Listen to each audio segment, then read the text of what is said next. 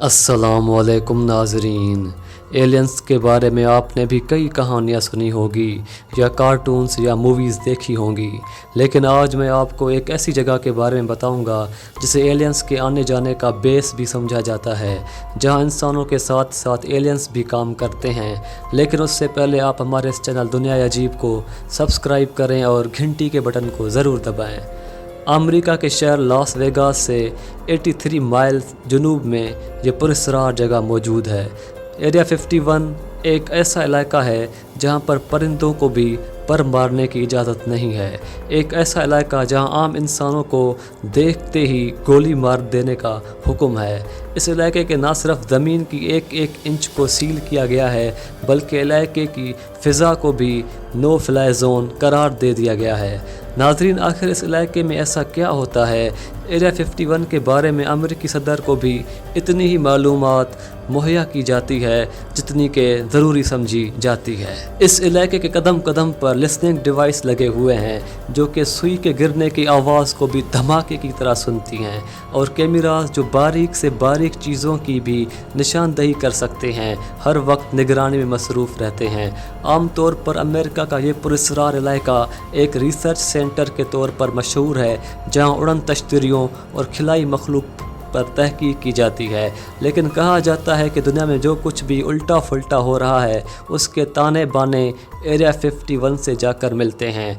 इस इलाके की पुरअसरारियत का इस बात से भी अंदाज़ा लगाया जा सकता है कि कई सालों तक इस इलाके के बारे में किसी को भी कुछ मालूम नहीं था, लेकिन 1955 में वियतनाम जंग के दौरान CIA ने पहली मर्तबा इस इलाके की वजूद को तस्लीम किया।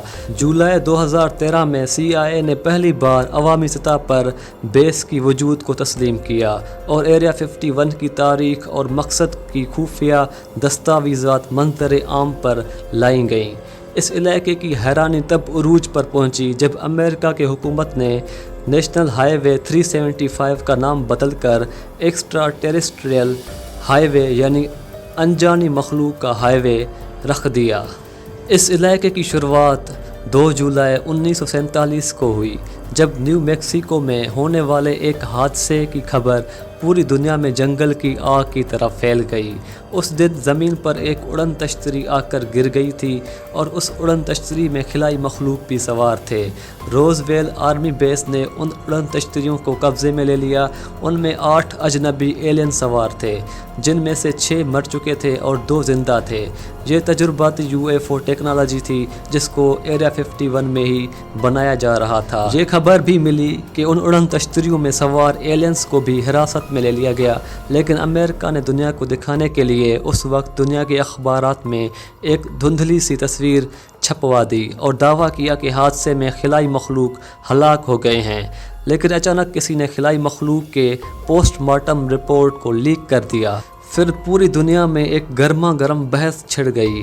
पूरी दुनिया को एक नामालूम खौफ ने घेर लिया था, लेकिन फिर अचानक अमेरिकी हुकूमत ने अपना बयान बदल दिया और दावा किया कि उन्होंने उड़न तश्तरी नहीं बल्कि एक मौसमी गुब्बारा बरामद किया है।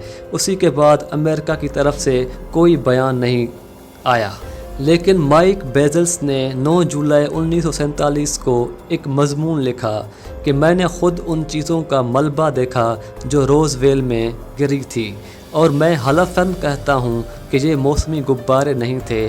उस इंकशाफ के बाद बेजल्स को गायब किया गया, और जब वो वापस आया तो फिर कभी उसने इस मौजू पर बात नहीं किया।